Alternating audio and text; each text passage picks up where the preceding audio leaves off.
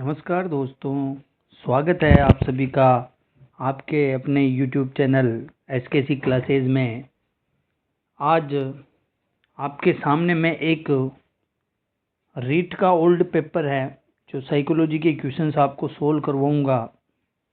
Topic wise अपनी जो previous year questions paper की सीरीज चल रही थी उसके अंतर्गत आज मैं आपको ये पेपर बताऊंगा जिससे आप सबको एक इंसाइट मिलेगी कि पेपर जो हैं किस प्रकार से पूछा जाता है, अप्लाइड क्वेश्चंस कैसे आते हैं, किस टॉपिक पर ज़्यादा फोकस करके अपने को पढ़ाई करनी चाहिए, कौन सा पेपर जो है क्वेश्चन के अंदर किस टॉपिक के अंदर से ज़्यादा क्वेश्चन बन रहे हैं और हर बार जिन टॉपिक से क्वेश्चन बन रहा है वो टॉपिक भी आप सबको मैं बता दूंगा। ठीक है, साइकोलॉजी का जो पेपर है बहुत ही अप्लाइड बेस पे बनता है जो कि आपको एक समझ बनानी होगी साइकोलॉजी में, और आशा करता हूँ कि आप सबकी जो तैयारी है बिल्कुल अच्छी चल रही होगी और अपनी तैयारी को और अधिक धार दीजिए। तो क्वेश्चन स्टार्ट करते हैं, उससे पहले एक बार सब क्लास को लाइक कर दीजिए और अपने दोस्तों को शेयर कर दीजिए। अगर चैनल आपने सब्सक्राइब नहीं किया हुआ है तो एक बार सब्सक्राइब जरूर करें। शुरू करते हैं आज की क्लास। देखते हैं पहला क्वेश्चन जो साइकोलॉजी का है। पहला क्वेश्चन है कि निम्नलिखित में से कौन सी स्थिति समायोजन को बढ़ावा देती है। समायोजन, ठीक है, एडजस्टमेंट से क्वेश्चन है ये। समायोजन से मैंने फर्स्ट दिन जो सीरीज डाली थी उसके अंदर बोला था कि समायोजन से हर बार क्वेश्चन पूछा जाता है एडजस्टमेंट के ऊपर, और अधिकांश अगर क्वेश्चन पूछा ही जाएगा तो समायोजन के अंदर हमेशा समायोजन को बढ़ावा देती है कि नहीं देती है, ऐसा क्वेश्चन अधिकांश पूछा जाता है। तो इसमें से कौन सी स्थिति है जो समायोजन को बढ़ावा देती है। ऑप्शन देखो, तीव्र चिंता चिंता करेगा तो समायोजन कैसे करेगा, ये नहीं हो सकता है। अपराध बोध के बारे में जुनूनी सोच, अपराध करेगा तो वो कोई समायोजन है क्या, नहीं होगा ना। फिर है बीमारी का डर, ये भी समायोजन में सहायक नहीं है। विक्षिप्त भय और चिंता से मुक्ति, बिल्कुल भय और चिंता से मुक्ति होगी तभी तो एडजस्टमेंट कर पाएगा। तो यहाँ पे जो आपका राइट आंसर हो जाएगा वो डी वाला ऑप्शन बिल्कुल राइट आंसर निकल के आ जाएगा। ठीक है दोस्तों, तो समायोजन को आपको अच्छे से पढ़ना है। समायोजन का मात्र 10 मिनट का टॉपिक है और मैं करवा दूंगा आपको यूट्यूब पे। ठीक है, अगला क्वेश्चन देखो, प्रतिभाशाली बालक के लक्षण क्या है। प्रतिभाशाली बालक के लक्षण क्या है। गिफ्टेड चाइल्ड पे बहुत सारे क्वेश्चंस बनते हैं। ठीक है, गिफ्टेड चाइल्ड पे बनते हैं या फिर सृजनात्मक पे बनते हैं। ठीक है, इन पे क्वेश्चन बनते हैं। तो प्रतिभाशाली बालक के लक्षण क्या है।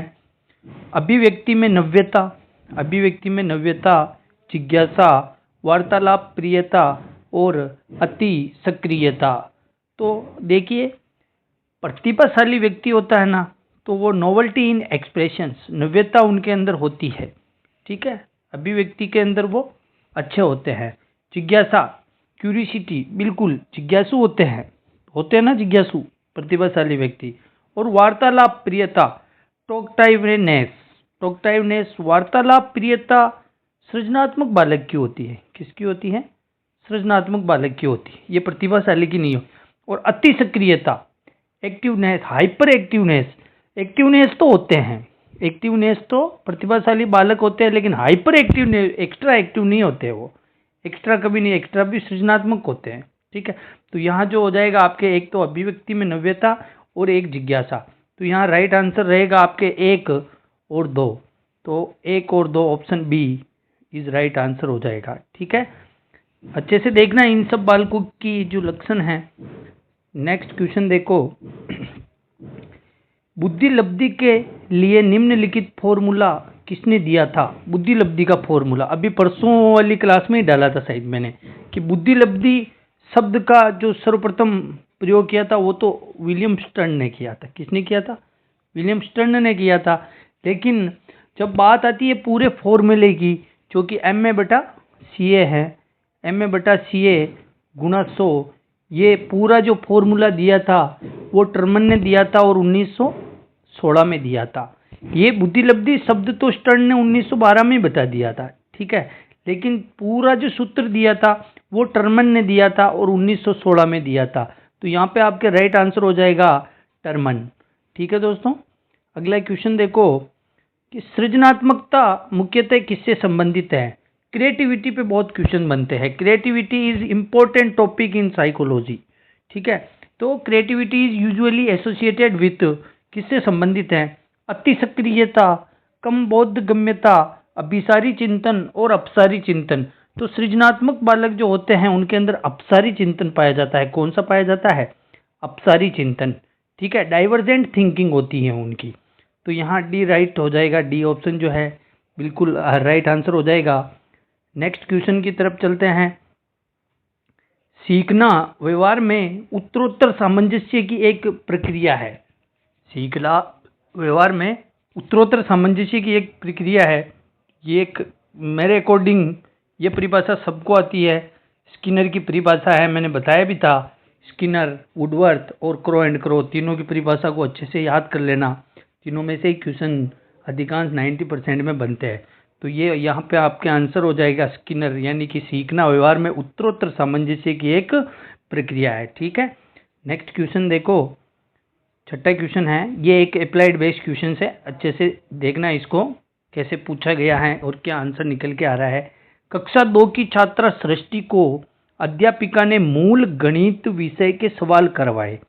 अगले दिन उसने बाजार में सामान खरीदने के उपरांत दुकानदार द्वारा की गई योग की गलती को चिन्हित करके सही करवा दिया था। दुकानदार ने जो उनका योग किया था तो उसके अंदर गलती हो गई थी, तो उसको सही करवाया था सृष्टि ने। तो यह अधिगम का कौन सा प्रकार है? ठीक है, तो ये अधिगम स्थानांतरण से क्वेश्चन है और मैंने अच्छी तरीके से अधिगम स्थानांतरण करवाया भी है और सेम एज इट इज मैंने यही ऐसा ही उदाहरण आपको मैंने बताया था अभी क्लास में।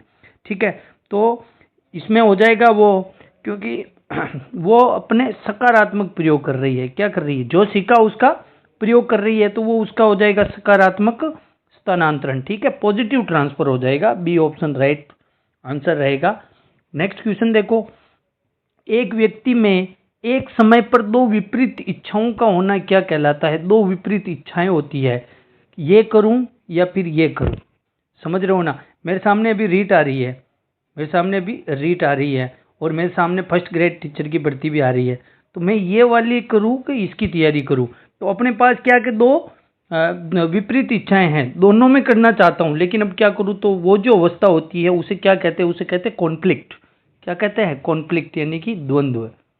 क्या बोला जाता है उसे? द्वंद्व। ए ऑप्शन यहाँ पे आपका राइट हो जाएगा कि दो विपरीत इच्छाओं का होना द्वंद्व कहलाता है। नेक्स्ट क्वेश्चन, रवि का बुद्धि परीक्षण इंगित करता है कि वह औसत से लेकर औसत से अधिक बुद्धिमत्ता की श्रेणी में आता है। हालांकि पढ़ने, वर्तनी, सामाजिक विज्ञान और विज्ञान में उसके ग्रेड बहुत कम है। ठीक है, उसके गणित के ग्रेड काफी अधिक हैं। रवि लेखन कौशल में भी अच्छा है, तो रवि में अधिक संभावना क्या है? तो उस कमी क्या आ रही है इसके अंदर? देखिए आप, हालांकि पढ़ने वर्तनी संबंधी, पढ़ना और वर्तनी संबंधी कमी आ रही, इसलिए सामाजिक और विज्ञान में उसके ग्रेड बहुत कम आ रहे हैं, लेकिन गणित में वो बिल्कुल एक्यूरेट है। ठीक है, गणित उसका अधिक अच्छा है, तो इसका मतलब डिस्कैलकुलिया तो हो ही नहीं सकता है। ठीक है, और रवि लेखन कौशल में अच्छा है, तो लेखन विकृति भी नहीं हो सकती है। ठीक है, तो पढ़ने और वर्तनी संबंधी, पढ़ना और वर्तनी संबंधी जो होता है वो आपके डिसलेक्सिया आंसर हो जाएगा। यहाँ पे सी ऑप्शन बिल्कुल करेक्ट आंसर हो जाएगा। ठीक है, नेक्स्ट क्वेश्चन देखो, 8वां 9वां क्वेश्चन है। निम्नलिखित में से उस उदाहरण का चयन कीजिए जो आंतरिक अभिप्रेरणा को दर्शाता है। आंतरिक अभिप्रेरणा को दर्शाता है। ठीक है, तो ऑप्शन देखो इसके अंदर, वंदना परीक्षा में अच्छे अंक प्राप्त करने के लिए कठोर परिश्रम कर रही है जिससे वह अपने माता पिता से उपहार प्राप्त कर सके। तो ये तो बाह्य मोटिवेशन हो जाएगा। क्या हो जाएगा? बाह्य, क्योंकि वो पुरस्कार प्राप्त करने के लिए कर रही है। ठीक है, फिर अगला ऑप्शन देखो, उर्मिला फटाफट गृह कार्य समाप्त कर रही है क्योंकि गृह कार्य समाप्त करके वह टीवी देख सकेगी। तो ये भी आपके बाह्य मोटिवेशन हो गया। फिर नेक्स्ट देखो, इल्ला बहुत सारी पुस्तकें पढ़ रही है क्योंकि वह जिले में प्रथम स्थान प्राप्त करके विद्यालय का नाम जिला स्तर पर रोशन करना चाहती है। ये भी बाह्य मोटिवेशन का होगा, ये भी आंतरिक मन से नहीं, ये भी विद्यालय का नाम रोशन करने के लिए कर रही है। ठीक है, फिर चौथा ऑप्शन देखो, मेगा अपने परियोजना कार्य के लिए विभिन्न स्रोत तलाश रही है और वह नई जानकारी प्राप्त करने में रुचि रखती है। शब्द आ गया ना, रुचि रखती है। ठीक है, तो रुचि आ गई, इसका मतलब इसके अंदर क्या हो जाएगा आपके आंतरिक मोटिवेशन। क्या मिल रहा है उसको? आंतरिक मोटिवेशन। यहाँ पे आपके डी ऑप्शन बिल्कुल करेक्ट आंसर हो जाएगा। नेक्स्ट क्वेश्चन देखते हैं। 10वां क्वेश्चन है, निम्न में से किसने अधिगम सिद्धांत का प्रतिपादन नहीं किया है? क्या अधिगम सिद्धांत का प्रतिपादन नहीं किया है? ठीक है, लर्निंग थ्योरी किसने नहीं दी? थॉर्नडाइक ने लर्निंग थ्योरी दी थी, स्किनर ने भी दी थी, कोहलर ने भी दी थी, बीएस ब्लूम ने लर्निंग थ्योरी नहीं दी थी। इसने शैक्षिक उद्देश्य का वर्गीकरण किया था। बीएस ब्लूम ने क्या किया था? शैक्षिक उद्देश्यों का वर्गीकरण किया था बीएस ब्लूम ने। इन्होंने अधिगम का सिद्धांत नहीं दिया था। ठीक है, बाकी थॉर्नडाइक ने दिया, कोहलर ने दिया और स्किनर ने दिया था। तो यहाँ पे आपके राइट आंसर जो होगा बीएस ब्लूम हो जाएगा। नेक्स्ट क्वेश्चन देखो, निम्न में से किस सिद्धांत को पुनर्बलन का सिद्धांत भी कहते हैं? पुनर्बलन का सिद्धांत किसको कहते हैं? तो मैंने बताया था जब सिद्धांत करवाए थे अधिगम के तब कि पुनर्बलन का सिद्धांत जो है स्किनर के क्रिया प्रसूत अनुबंधन सिद्धांत को कहा जाता है। किसको कहते हैं? क्रिया प्रसूत अनुबंधन सिद्धांत को कहा जाता है। ठीक है दोस्तों, नेक्स्ट क्वेश्चन देखते हैं। अगला क्वेश्चन है 12वां क्वेश्चन, आरटीई अधिगम 2009 के अनुसार शिक्षकों के लिए प्रति सप्ताह काम के निर्धारित घंटे हैं। प्रति सप्ताह शिक्षकों के निर्धारित घंटे कितने हैं? आरटीई अधिनियम 2009 से क्वेश्चन आया है। 40 घंटे, 42 घंटे, 45 घंटे और 48 घंटे। तो प्रति सप्ताह काम के जो निर्धारित घंटे वो हो जाएंगे आपके 45 आवर्स। 45 घंटे राइट आंसर रहेगा। मैं आरटी 2009 से आपके एक क्वेश्चन 100% आता है और तो आरटी 2009 की क्लास डाल दूंगा मैं एक दिन, अच्छे से बना के आपको अच्छे से समझा दूंगा।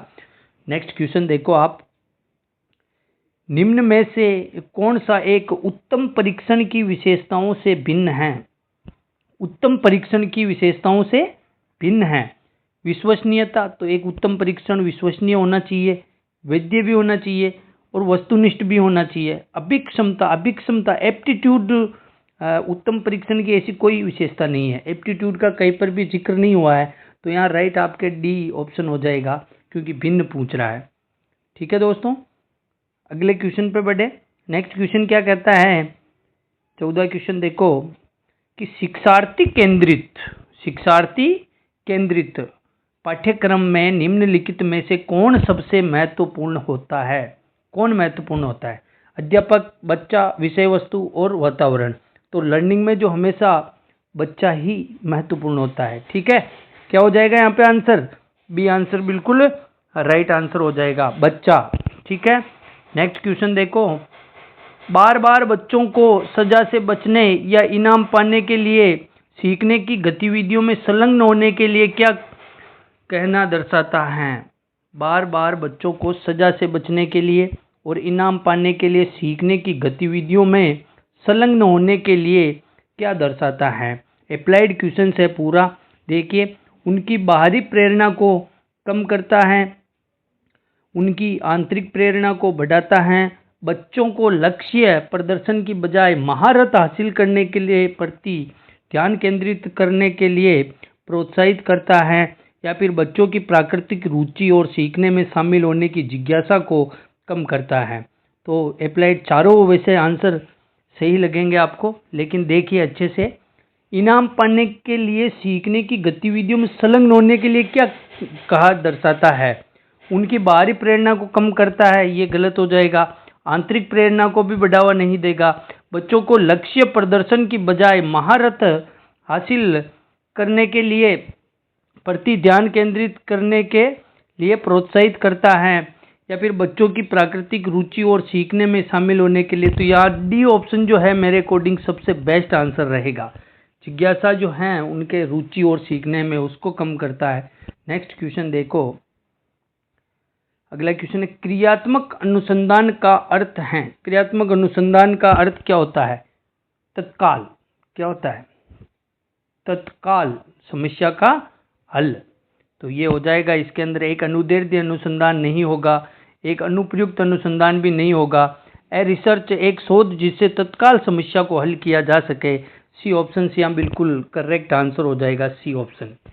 ठीक है, नेक्स्ट क्वेश्चन देखो। एनसीएफ 2005 के अनुसार एक शिक्षक की भूमिका होनी चाहिए। एनसीएफ 2005 के अनुसार अनुमोदक, सुविधादाता, आधिकारिक या फिर तानाशाह। तो एक शिक्षक की जो भूमिका हमेशा फैसिलिटेटर के रूप में होती है, सुविधा प्रदाता। किसके रूप में होती है? सुविधा प्रदाता। बी ऑप्शन इसका राइट आंसर रहेगा। ठीक है दोस्तों, अगला क्वेश्चन देखते हैं। नए बहुत ही अच्छा पेपर है ये, ऐसे ही पेपर बनेंगे। ठीक है, कोई ज़्यादा विशेष हार्ड पेपर नहीं बनते हैं, सभी प्रकार के क्वेश्चंस होते हैं इसके अंदर। देखो अगला क्वेश्चन है, मूल्यांकन का उद्देश्य क्या होता है? मूल्यांकन का उद्देश्य क्या होता है? तो बच्चों को मंद शिक्षार्थी और प्रतिभाशाली बच्चों के रूप में अंकित करने के लिए। ये भी सही है। उन बच्चों की पहचान करें जिन्हें उपचारी उपाय की आवश्यकता है। ये भी ठीक है। सीखने की कठिनाइयों और समस्या क्षेत्रों का निदान करने के लिए भी ठीक है। और उस सीमा तक प्रतिपुष्टि प्रदान करना जहां तक हम उत्पादनशील जीवन के लिए शिक्षा प्रदान करने में सफल रहे हैं। तो सबसे बेस्ट आंसर ढूंढना है, क्योंकि चारों ही सही लग रहे हैं। तो यहाँ जो सबसे बेस्ट आंसर होगा वो डी हो जाएगा, क्योंकि प्रतिपुष्टि जो शब्द आ रहा है फीडबैक, तो फीडबैक के अंदर आपके बाकी सब इसके अंदर समा जाएंगे, तीनों ही फीडबैक शब्द आते ही। तो यहाँ डी ऑप्शन बिल्कुल राइट आंसर रहेगा। नेक्स्ट क्वेश्चन देखते हैं। एक चिंतनशील शिक्षक कक्षा कक्ष में ऐसी परिस्थिति उत्पन्न करता है कि छात्र व्याख्यान सुन सके, कक्षा कक्ष में शिक्षक के व्याख्यान के नोट्स ले सके, कक्षा कक्ष में अनुशासन बनाए रखे, छात्रों और शिक्षक में पारस्परिक अंतःक्रिया को प्रोत्साहन मिले। तो इसके अंदर राइट आंसर आपके छात्र और शिक्षक में पारस्परिक अंतःक्रिया। ठीक है, स्टूडेंट एंड टीचर्स प्रमोटिक इंटरेक्शन होना चाहिए। ठीक है, उनका इंटरेक्शन अच्छा होगा तो हमेशा अधिगम भी अच्छा होता है। यहाँ डी ऑप्शन राइट रहेगा। नेक्स्ट क्वेश्चन देखते हैं। विकास से की ओर चलता है। विकास किधर से किधर चलता है? विकास हमेशा सामान्य से विशिष्ट की ओर बढ़ता है। ये विकास का सिद्धांत है। विकास सामान्य से विशिष्ट की ओर बढ़ता है। ठीक है, ए ऑप्शन यहाँ राइट रहेगा आपके। ठीक है, नेक्स्ट क्वेश्चन है। नेक्स्ट क्वेश्चन मैच कराना है यहाँ पे। समीप दूराभिमुख दिशा। ठीक है, चारों दिशा दे रखी है। तो समीप दूराभिमुख दिशा, सिर पदाभिमुख दिशा। देखो यहाँ पे अच्छे से देखना कि पहला जो दे रखा पहला जो आपके दे रखा है समीप, एक मिनट, ये क्या, एक सेकेंड है ना, थोड़ा सा इसको सही कर देता हूँ मैं, पीडीएफ हिल रही है बार बार। हाँ, इसके अंदर आप अब देखो कि पहला जो है समीप दूराभिमुख दिशा, यानी कि समीप दूराभिमुख में विभिन्न बच्चे भिन्न भिन्न दर से बढ़ते हैं, दूराभिमुख भिन्न भिन्न। और सिर पदाभिमुख दिशा, सिर से पैर का क्रम।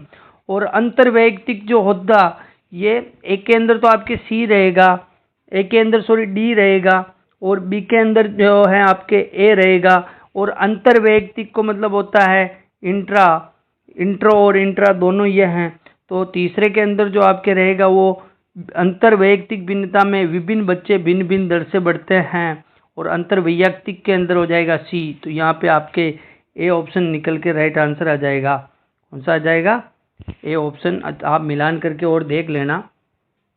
नेक्स्ट क्वेश्चन है।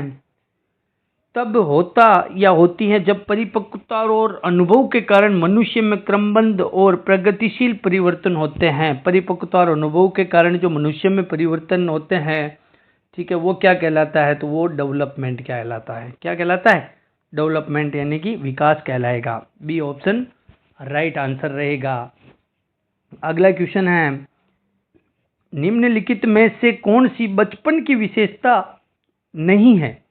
बचपन की विशेषता पूछ रहा है। तो प्राकतोल्य आयु, अनुकरणीय आयु, सवाल करने की आयु और खिलौना आयु, यहाँ चारों ही बचपन की विशेषता लग रही है। ठीक है, लेकिन बेस्ट उत्तर ढूंढने की कोशिश करेंगे। देखो इंग्लिश वर्ड देखो, अर्ली चाइल्डहुड पूछ रहा है, यानी कि पूर्व बाल्यावस्था पूछ रहा है। क्या पूछ रहा है? पूर्व बाल्यावस्था, और यहाँ डायरेक्ट बचपन शब्द दे रखा है, तो ये कंफ्यूजिंग है। तो प्राक्तोल्य आयु ये तो बचपन की होती है, और सवाल करने की आयु और खिलौना आयु ये भी होती है। अनुकरण और सवाल करने की आयु, अब इन दोनों में थोड़ा सा कंफ्यूज है, बचपन की पूछ रहा है तो इसके अंदर सवाल करने की आयु भी बचपन में ही आती है, लेकिन अनुकरण जो है ये भी बचपन में सीख जाता है, क्योंकि जीन पियाजे ने 2 से 7 वर्ष बताया था पूर्व बाल्यावस्था जिसके अंदर अनुकरण आता था। लेकिन यहाँ जो मेरे अकॉर्डिंग आंसर रहेगा, और बोर्ड ने भी अनुकरण ये आयु ही माना था, फिर भी ये क्वेश्चन जो है बोनस के अकॉर्डिंग होता है, बोनस मिलना चाहिए था इसके अंदर। ठीक है दोस्तों, अगला क्वेश्चन देखो। अगला क्वेश्चन है, प्रकृति एवं पोषण विवाद निम्नलिखित में से किससे संबंधित है? तो जेनेटिक एंड एनवायरमेंट हो जाएगा। पोषण वातावरण है, प्रकृति आनुवंशिक है, वंशानुक्रम या आनुवंशिक दोनों एक ही चीज है, तो राइट ए ऑप्शन राइट हो जाएगा यहाँ पे। ठीक है, नेक्स्ट क्वेश्चन देखो। निम्नलिखित में से कौन सा या कौन से कथन असत्य हैं? असत्य कथन ढूंढने हैं। तो यह समझना जरूरी नहीं है कि प्रत्येक बच्चा अद्वितीय है। क्यों जरूरी नहीं है भाई? प्रत्येक बच्चा डिफरेंट होता है, तो ये समझना तो जरूरी होता है। तो इसका मतलब ये कथन गलत हो जाएगा। फिर बच्चा एक एकीकृत पूर्ण के रूप में विकसित होता है, तो बच्चा एकीकृत होता है पूर्ण रूप में विकसित, बिल्कुल राइट है। विकास के एक पहलू में किसी समस्या की दूसरों को प्रभावित करने की संभावना होती है, बिल्कुल होती है। एक पहलू दूसरे पहलू को प्रभावित जरूर करता है, और विकास एक अनुक्रमिक प्रक्रिया है, सिक्वेंशियल प्रोसेस है, बिल्कुल सही है। तो यहाँ जो आपके असत्य कथन होगा वो ए वाला असत्य हो जाएगा। ऑप्शन में देखो केवल ए, डी ऑप्शन यहाँ पे राइट आंसर हो जाएगा, डी। ठीक है, नेक्स्ट क्वेश्चन देखो। अगला है कि स्कूलों को व्यक्तिगत भिन्नताओं का ध्यान रखना चाहिए, क्योंकि प्रत्येक छात्र को विशिष्ट महसूस करवाने हेतु, या छात्रों के बीच के अंतर को कम करने हेतु, या छात्रों एवं छात्राओं की क्षमताओं और प्रदर्शन को नहीं जानने के लिए, या फिर समझने के लिए कि छात्र सीखने में समर्थ हैं या असमर्थ क्यों हो रहे हैं। तो इसका जो आपके राइट बेस्ट आंसर रहेगा व्यक्तिगत विभिन्नता के अंदर डी हो जाएगा। समझने के लिए छात्र सीखने में समर्थ है या असमर्थ है। ठीक है, डी ऑप्शन यहाँ राइट रहेगा। नेक्स्ट क्वेश्चन देखो कि 16 वर्ष का बच्चा बुद्धि लब्धि परीक्षण में 75 अंक प्राप्त करता है, तो उसकी मानसिक आयु कितने वर्ष होगी? तो सूत्र लगा के आप कर सकते हो, एम ए बटा सी है। ठीक है, तो एम ए बटा सी है, इसके अंदर मानसिक आयु अपने को ज्ञात करनी है, तो ज्ञात करेंगे तो नीचे आ जाएगी आपके 16। ठीक है, इंटू जो है आपके ये 100 बराबर 75, तो इसको आप हल करोगे तो आपके आंसर निकल के आ जाएगा 12। कितने आ जाएगी मानसिक आयु? 12। ठीक है, अगला क्वेश्चन देखो। प्रत्येक व्यक्ति का कार्य निश्चित योग्यताओं का प्रतिबिंब होता है। किसी विशेष कार्य को करने में व्यक्ति अपनी समस्त मानसिक योग्यताओं में से कुछ को प्रदर्शित यानी प्रतिदर्श के रूप में चुनाव करता है। प्रतिदर्श का सिद्धांत किसने दिया था? थॉमसन ने। किसने दिया था? थॉमसन ने। डी आंसर राइट रहेगा यहाँ पे। प्रतिदर्श शब्द आते ही बाकी सबको छोड़ दो आप, लेकिन प्रतिदर्श शब्द आ रहा है, इसका मतलब आपके थॉमसन राइट हो जाएगा। नेक्स्ट क्वेश्चन देखो। निम्न में से कौन सी व्यक्तित्व मापन की प्रक्षेपी विधि है? प्रक्षेपी विधि कौन सी है? पर्सनैलिटी मेजरमेंट, निर्धारण मापनी, अवलोकन, साक्षात्कार और कथानक संप्रत्यक्षण परीक्षण, TAT। कल वाली क्लास में बताया था मैंने, TAT। ये आपके क्या हो जाएगी? प्रक्षेपी विधि हो जाएगी, TAT। ऑप्शन नंबर यहाँ पे डी आपके राइट आंसर रहेगा। नेक्स्ट क्वेश्चन जो दे रखा है वो देखो आप, 30वां क्वेश्चन है। प्रतिभाशाली बालक की बुद्धि लब्धि होती है। प्रतिभाशाली बालक की जो बुद्धि लब्धि होती है वो 140 होती है।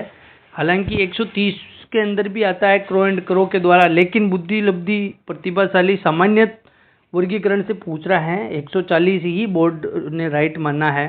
ठीक है, बुद्धि लब्धि प्रतिभाशाली बालक की 140 होती है। तो ये आज के जो 30 क्वेश्चन थे, ये पुराना पेपर था 2022 का, जिसके 300 क्वेश्चन थे। बहुत ही इंपॉर्टेंट क्वेश्चन है सारे। ऐसे ही जिस टॉपिक से क्वेश्चन आ रखा है उन्हीं टॉपिकों से वापस क्वेश्चन आना है। ठीक है, तो सारे टॉपिक्स को अच्छे से कवर करो, अच्छे से समझ बनाओ। अप्लाइड बेस पर ज़्यादा क्वेश्चन आ रहे हैं, ठीक है दोस्तों। और अब आपको अगर साइकोलॉजी के अंदर किसी टॉपिक में आपको कुछ समझ में नहीं आ रहा है, ठीक है, कौन से टॉपिक से आपके PYQ की ज़रूरत है, प्रीवियस ईयर क्वेश्चंस पेपर्स की, वो मैं वैसे एक एक पेपर में आपको करवाता जाऊंगा सारा। सीटेट के भी बहुत सारे पेपर करवा दूंगा। फिर भी आपको अगर कोई टॉपिक समझ में नहीं आ रहा है तो मेरे को कमेंट्स करके आप ज़रूर बताएं, उस टॉपिक पे मैं वीडियो बनाने की पूरी कोशिश करूँगा। बाकी आप पूरा समय अपनी पढ़ाई में दें। और रीड प्री क्लियर करना इतना भी आसान नहीं है, याद रख लेना, 90 नंबर लेके आना है सबको। आप रिजर्वेशन के चक्कर में कोई 82 85 ऐसा कुछ सोचो ही मत, आपको 90 नंबर लेके आना है कुल मिला के, ठीक है। तो मेरे अकॉर्डिंग अगर आप चाहो तो 100 प्लस की ही तैयारी करो डायरेक्ट, कि भाई मेरे को 100 का टारगेट तो रखना ही है, भाई 100 प्लस नंबर लाने हैं, 100 से नीचे क्यों रहूँगा मैं। रिजर्वेशन वगैरह कुछ नहीं होता है, आप डायरेक्ट 100 प्लस की तैयारी रखो कि भाई मेरे किसी न किसी रूप में मुझे 100 नंबर लेके ही आने हैं, ठीक है दोस्तों। सभी सब्जेक्टों को अच्छा समय दो, साइकोलॉजी को अच्छी समझ बना के पढ़ाई करो, ठीक है ना। और आप कमेंट्स करके मेरे को ज़रूर बताना कि आपको किसी टॉपिक के अंदर कोई ज़रूरत है, किसी को किसी PDF की ज़रूरत है, या फिर अदर सब्जेक्ट से शिक्षण विधियों में भी, अगर दूसरी सब्जेक्ट में भी हो सकेगा, जहाँ तक मैं आपकी हेल्प करूँगा अगर आपको कहीं पर कोई दिक्कत आ रही है तो, ठीक है ना दोस्तों। तो कमेंट्स करके ज़रूर बताना, और चैनल को अपने दोस्तों से शेयर ज़रूर करें दोस्तों, ठीक है, और सब्सक्राइब भी करें और लाइक बटन ज़रूर दबाएं। धन्यवाद।